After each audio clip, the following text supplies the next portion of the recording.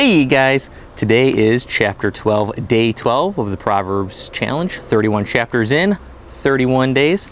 So do you guys ever, like, you're about to go to bed, you're really tired, you're about to go to bed and fall asleep, and then next thing you know, you pop up and you're like, you forgot to do something? Well, that happened to me last night. I was about to sleep.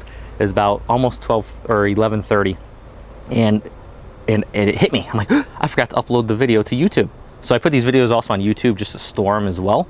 I totally forgot, and I want the days to match when they're uploaded. I don't want to say, oh, it was uploaded on the 12th and it was for the 11th. So had to do that, and I had like 10 minutes to spare before midnight when it was uploaded. So, whew, thank God for that. 'Cause, wow, yeah. So hopefully that doesn't happen to you too often. So, but anywho, let's dive into it. We're in chapter 12. Contrast the upright and the wicked. Whoever loves discipline loves knowledge, but he who hates reproof is stupid. A man will obtain favor from the Lord, but he will condemn a man who devises evil.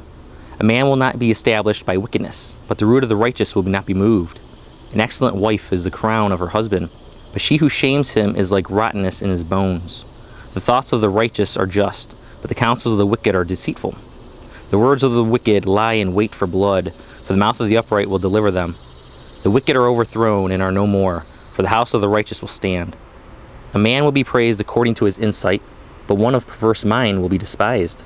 Better is he who is lightly esteemed and has a servant, than he who honors himself and lacks bread. A righteous man has regard for the life of his animal, but even the compassion of the wicked is cruel. He who tills his land will have plenty of bread, but he who pursues worthless things lacks sense.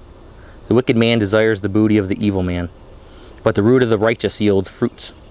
An evil man is ensnared by the transgressions of his lips, but the righteous will escape from trouble. A man will be satisfied with good by the fruit of his words, and the deeds of a man's hands will return to him. The way of a fool is right in his own eyes, but a wise man is he who listens to counsel. A fool's anger is known at once, but a prudent man conceals dishonor. He who speaks truth tells what is right, but a false witness deceit. There is one who speaks rashly like the thrusts of a sword, but the tongue of the wise brings healing. Truthful lips will be established forever, but a lying tongue is only for a moment. Deceit is in the heart of those who devise evil, but counselors of peace have joy. No harm befalls the righteous, but the wicked are filled with trouble.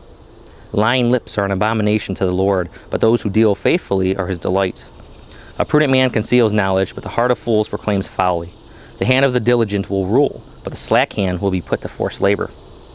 Anxiety in a man's heart weighs it down, but a good word makes it glad. The righteous is a guide to his neighbor, but the way of the wicked leads them astray. A lazy man does not roast his prey, but the precious possession of a man is diligence. In the way of righteousness is life, and in its pathway there is no death. Again, these Proverbs, they're all really good. So I want to say either re-listen or go dive into yourself and reread chapter 12. And there's just a lot to pick up here. And the one I'm going to talk about is the very first one. It says, whoever loves discipline loves knowledge, but he who hates reproof is stupid. And it reminds me too of, I know it says in Scripture, in Proverbs and in Hebrews, for